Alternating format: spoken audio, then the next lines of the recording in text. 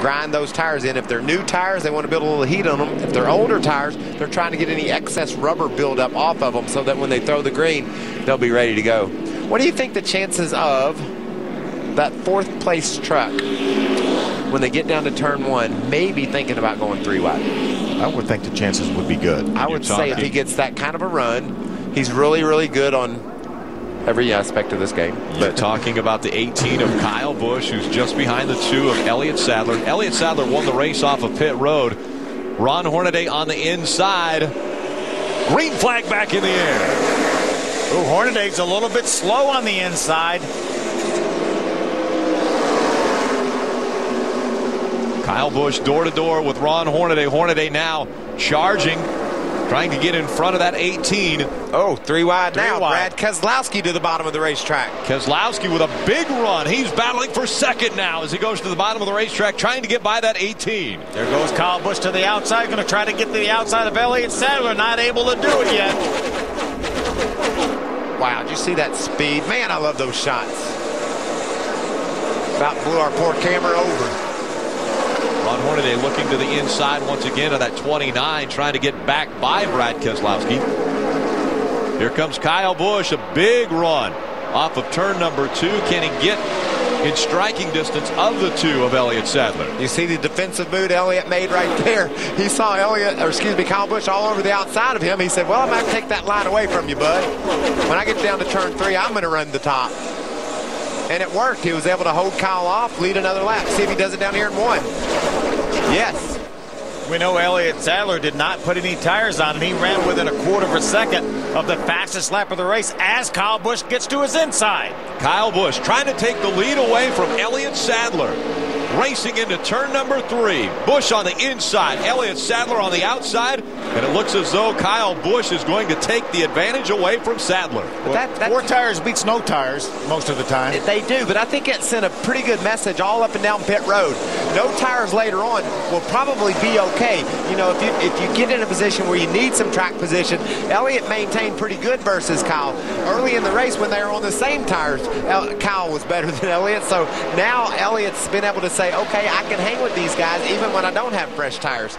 So the strategy play that might come at the end of the race, getting no tires or 2 tires is certainly a possibility. And remember, these drivers only had 4 sets of tires for the weekend. We know Kyle Busch started on a set of tires, killed a set of tires in practice, and put another set of tires on just now. So more than likely, he only has 1 really low lap set in the pits or new tires. And so conversely, Kyle Busch says, I'll be okay. You know, my older tires will be fine. I just saw Elliott Sadler run me pretty hard with tires he didn't, with tires that had 30 laps on them. Jason White drives to the inside to make it 3 wide. That's Dennis Setzer, the 92, right in front of that battle. Timothy Peters right behind Dennis.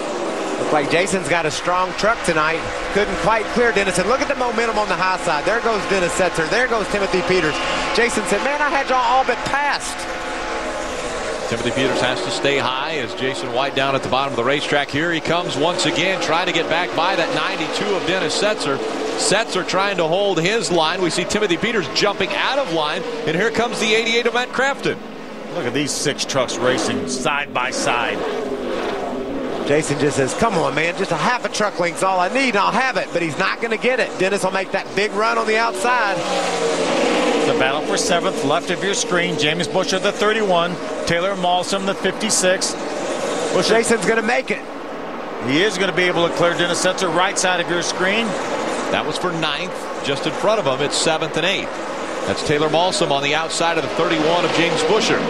James couldn't quite pull off what Jason did. James got hung on the bottom and couldn't finish the pass. Watch Jason White now. He's got a really good handling truck down on the bottom of the track, driving away from that pack behind him. He's going to go up there to see what he can do with that battle between the trucks ahead of him. David Starr, the 81 truck, pulls to the outside of the 88 of Matt Crafton. Looks like he has him cleared. Oh, and 88 comes back on the inside. Here comes Matt Crafton. Crafton now to the inside of that 92 of Dennis Setzer. Looks like Setzer's the one that's holding these guys up. He's just struggling up on the high side of the track. He's good enough to hold them off, but he's certainly holding their progress up. Great run for Taylor Malsom on the left side of your screen. He had a good run on that 31 of James Busher. Here comes Jason White, though. He's closed the gap now, and he'll be battling for the 8th spot. Yeah, Jason drove away from that battle. Now he pulls to the inside of Taylor Malsom in a battle for position. Matt Crafton a little wiggle on the bottom of the racetrack as he tries to get by David Starr. The momentum on the outside gets them back by Matt Crafton. What great racing we have here in the Camping World Truck Series at Charlotte. This is exactly what we thought we'd see. These guys are just dying to go 3 wide. They can't figure out how to do it, but that's what they want to do. 2 and 3 wide. Remember, this back here is 9th, 10th, 11th, 12th, 13th, 14th. You've got a pack of trucks all battling for position. Dennis moves down to the bottom of the racetrack and looks like he's making a little better time down there. The line he was taking certainly wasn't working for him, and he could look at his mirror and figure that out in a hurry. He had them lined up all over him. In his mirror and out his driver's door, out the side window. Comes Donnie Leah to the inside of the 88 of Matt Crafton. Very impressive run by Donnie Leah. Kyle Busch into the wall. We just saw him scrape the right side. Inside you. Inside you. Elliott Sadler goes by. Brad Keselowski goes by. And I'm guessing that 18 is going to try to get onto pit road. Did he just get up too Not high? now, though. Here he comes out of turn 4. He stays at speed. Get ready for repair. We're going to have to pull fenders out. All of them. Right side. You can see the truck wanting to push now. Norm Benning once again in front of Kyle Busch as he negotiates past him, and we see a battle for the lead. Here comes Brad Keselowski to the bottom of the racetrack. Keselowski trying to get by the 2 of Elliott Sadler. Remember, Brad put 2 tires on his pit stop. Elliott Sadler, fuel only. Both these drivers right now have won in the Cup Series. They've won in the Nationwide Series, but never in the Camping World Truck Series. Both of them trying to join that very limited fraternity of drivers that have accomplished the triple. You know, we heard Kyle Busch telling his crew chief, we've got to pull some fenders out, and the reason why, he's losing his front downforce. He's got his front fender caved in. That's going to make that truck not want to turn in the corners. He's lost all his downforce. Let's see if we can see what happens. Oh, he gets sideways. Big time sideways, and does make contact with the outside wall. Okay, now listen. When he's driving away from everybody, that's why. He's running right on the edge. You could hear the tires squalling. He runs every lap just like that. 4 back. Coming inside you. Inside you. A comfortable truck is not a fast truck most of the time, Phil, especially when you got a cat like Kyle Busch who's willing to drive one right on the edge. He was leading the race, driving away from him, and he lost it. Yeah, and does this put him out of contention? No, no, no. Absolutely not. Absolutely not. As long as that fender doesn't rub the right front tire and cause him to have a flat, they'll get this thing fixed up and he'll still have a great chance to win this race. But right now, I'd be a little bit nervous about that right front fender, Adam.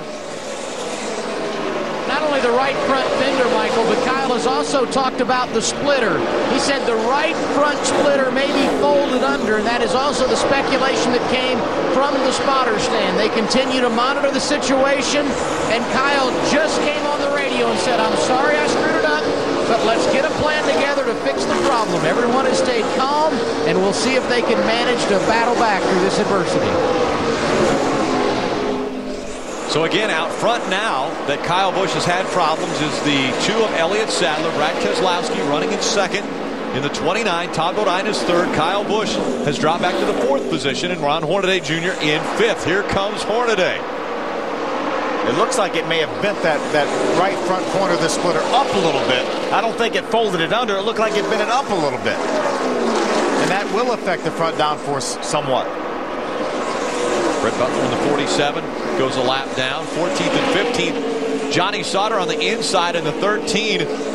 Dennis Setzer on the outside. They'll have to go by the 90 or the 57 of Norm Benning.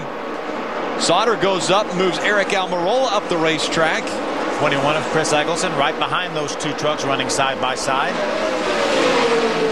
Chris Eggleston's doing a great job again running inside that top 20 and racing with the guy that won the race last week. And Chris is a young man that just showed up and learning about this series, learning how to race these trucks, and we've been very impressed with how he's going about it. Had his career best back in Martinsville earlier this year in 11th.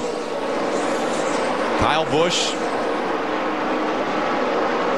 getting right on the back bumper of that 30 of Todd Bodine. That's a battle for the third position. Yeah, Busch's truck is back up to speed right now. He was the second fastest truck. Wow. Look at that heavy traffic.